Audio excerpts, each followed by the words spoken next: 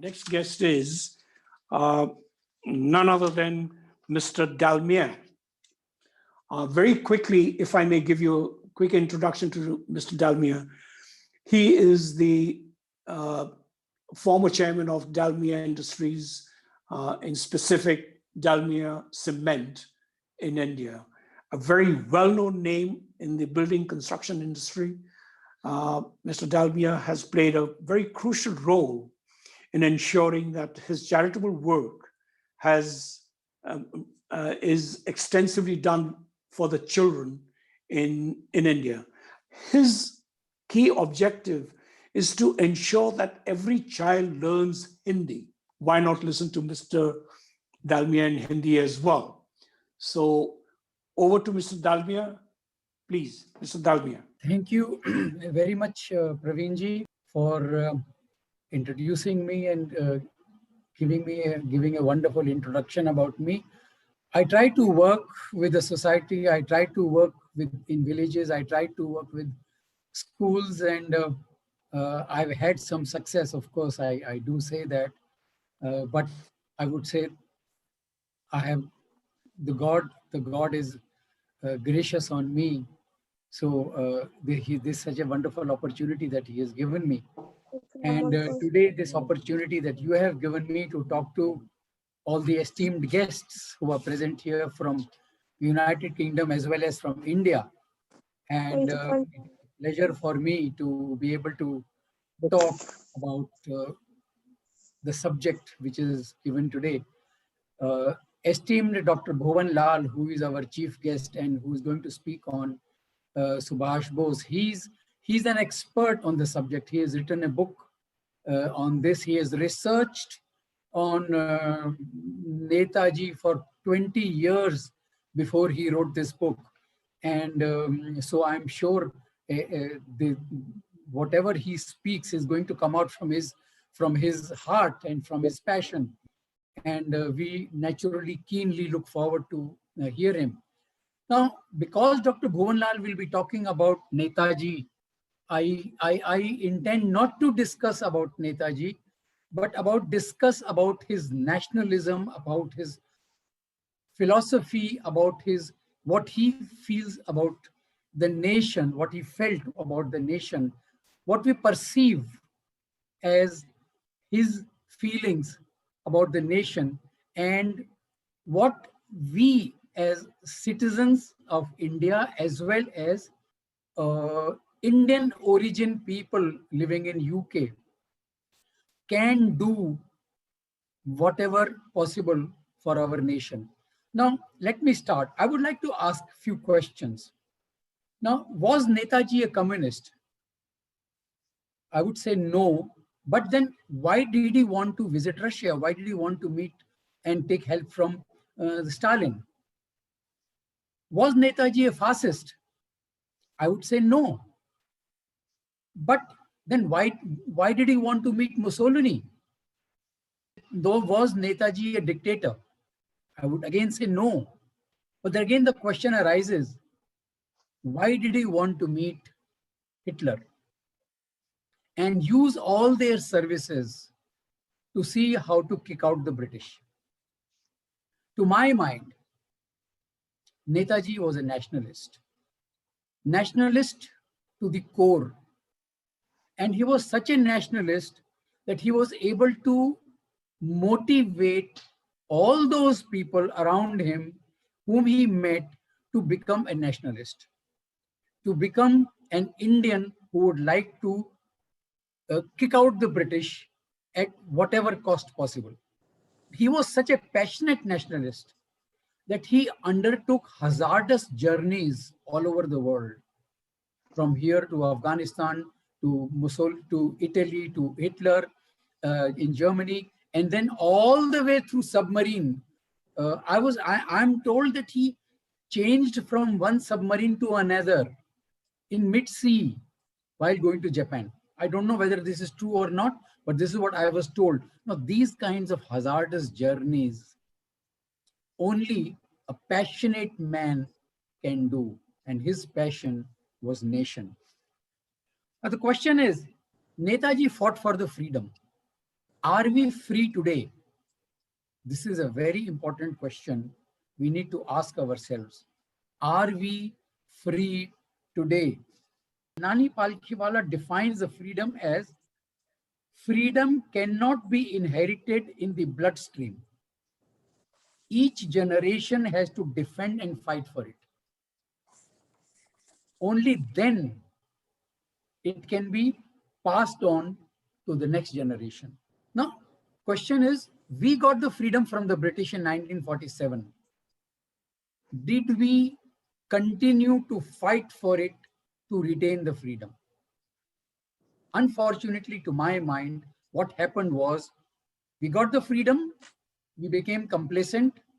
It is now the Congress party or the Sarkar who will run the country, and they will run the country the way they want to. And we believed that they will run the country well for the citizens. Alas, this was not so. And we became complacent. We thought that we need not do anything about it. And therefore, we just went about our way of life with swarth. Now, this self-centeredness, we became self-centered. And this self-centeredness is the downfall, unfortunately, of our country. I say boldly, we are not free today because we as generations did not fight for it. So how can the freedom be defended now? Freedom can be defended only when there is a deep sense of pride in our own minds. Now, how do we know? How do we get to the deep sense of pride? First of all, let me define what nation is. Nation, one definition of nation is the geographical area. The other definition of nation is the society, their culture, their way of life, their ideals, their morals, ethics, their feelings and perceptions, their emotions, traditions, customs. These are what the real nation is. Nation is made of people. Nation is geographical boundary, of course. Nation is made of people. And it is these people who need to be free. And how do we make ourselves free? Now, what is Bharat as nation? By virtue of being the center of Hindu civilization, Hindu philosophy, Hindu culture, we have been a secular country. Secular country, secular is not a word, it is alien to us. It is not the word in the scriptures of our dharma. But by our behavior, we are secular country. And our culture, emotions, traditions, customs, all are universal and secular by nature. Bharatvarsh has been a cradle for 4 peaceful dharmas. Hindu, of course, Sikh Dharma, Baudh, Jain. And we have been able to absorb all those faiths who have been persecuted in their areas and who came here to seek shelter, and we welcomed them. And that is called Bharatvarsh. That is called Sanatan Dharma. So how do we define the identity? How do we define the national identity? Our national identity is Sanatan Dharma. And that Sanatan Dharma, everybody understands. Vasudhaiva Kutumbakam. Vasudhaiva Kutumbakam. That is our Sanatan Dharma. That is our secular concept. So how do we become pride? How do we feel pride inside us about our Bharat? We need to learn about our itihas, our history. We need to learn about our heroes, about our warriors, about our revolutionaries who have fought for the country, for the nation, against all those invaders.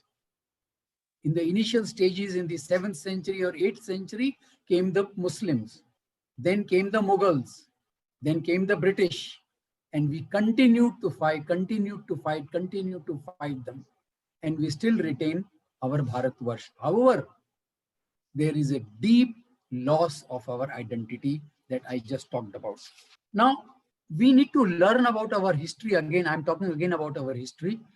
Those warriors who sacrificed themselves, the Sikh Gurus, Arjan Dev Ji, Guru Gobind Singh Ji, Guru Tegh Bahadur Ji. I remember the story of Guru Tegh Bahadur Ji.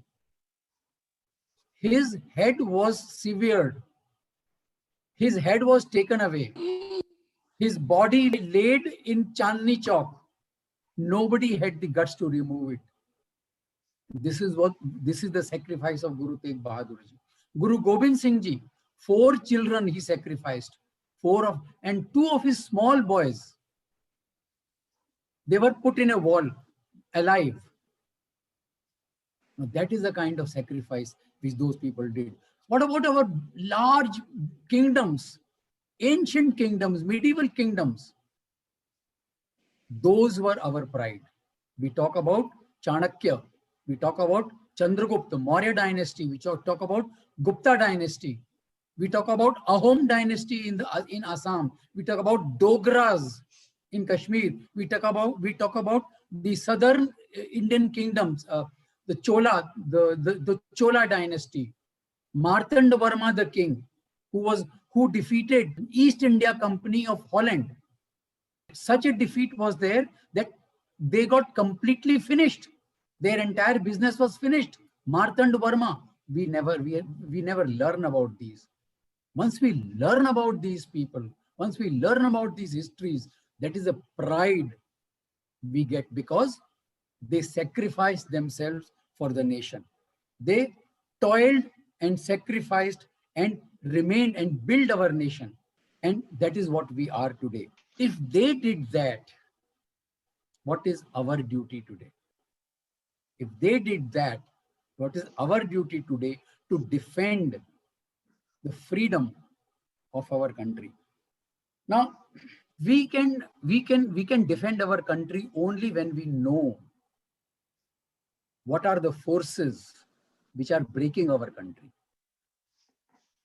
Now, let me give you a few examples. The forces which are breaking our country. The biggest force is urban Naxals, the communist, the political parties who are now self-centered. The Congress party, which was originally thought that they were the freedom, they fought for the freedom, today has become a family party. All the other parties in our nation, they have become a family party. Then we have these mullahs, we have these missionaries who are out to convert, who are out to destroy our religion, who are out to destroy our Sanatan Dharma. They are spreading hatred. They are spreading violence. They have to be stopped. And they have to be stopped. All these examples are our breaking forces. And these breaking forces have to be removed. Their influence has to be removed. And only then we can become a free nation. Now, how do we contribute to breaking these people and building a great nation? First of all, everyone who is a citizen of this country, or all those who are Indians by origin, we have to think first our nation. Every action that we do must be nationalistic in its nature. It must not be adverse to our national interests.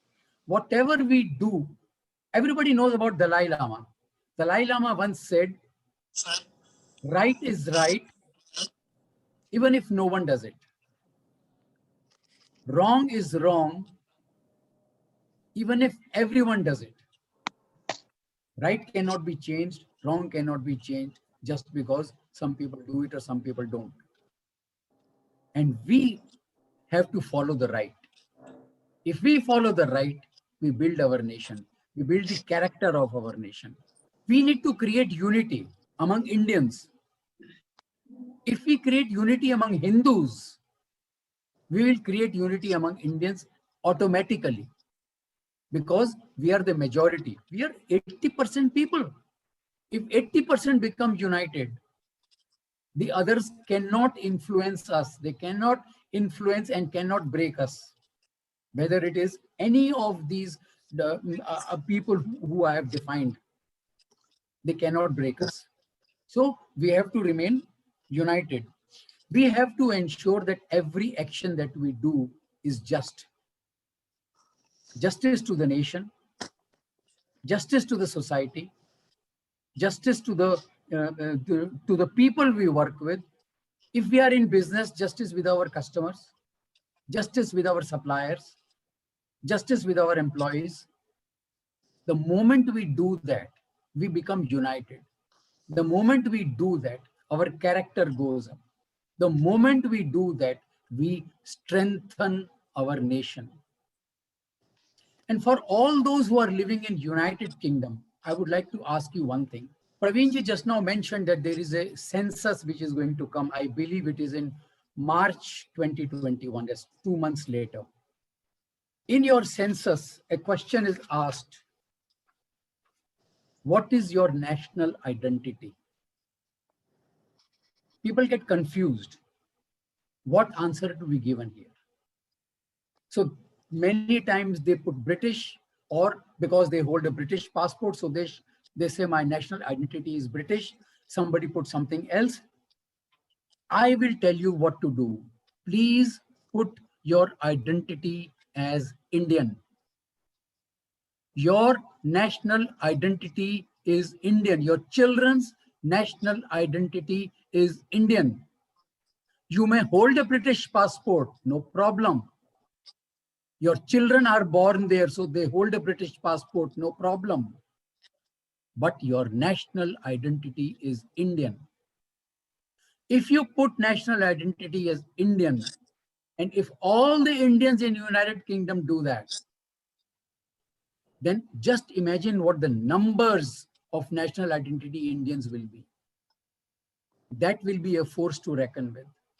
That will be a force to reckon with. And that force will become very important. You can demand what you want to do. All the support which the British give in their budgets, Indians will also receive those budgets because you are in large numbers. And that is where you will again help build your nation. That is again where you will ensure the rise of your nation, strengthen your nation, our nation. Just to repeat, nation first in every action. Self-interest must be subordinated. Remember the Dalai Lama, right is right, cannot be compromised.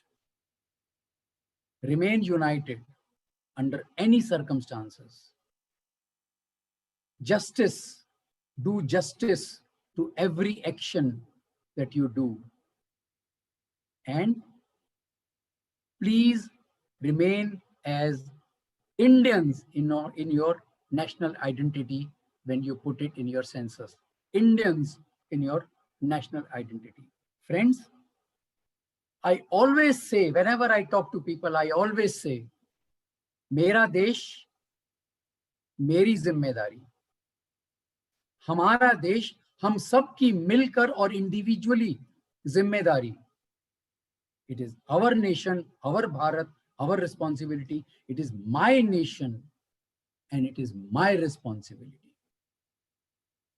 Friends, the day we realize that we are responsible for our Bharat, for our nation, for our greatness, we will be able to achieve our freedom again, and we will be able to continue to remain free for all time to come, generations to generations, and we will see our nation, our Bharat, rise in the Committee of Nations. Jai Hind, friends. Vande Mataram. Thank you very much, Mr. Dalmia. Excellent speech. Well done. Thank you.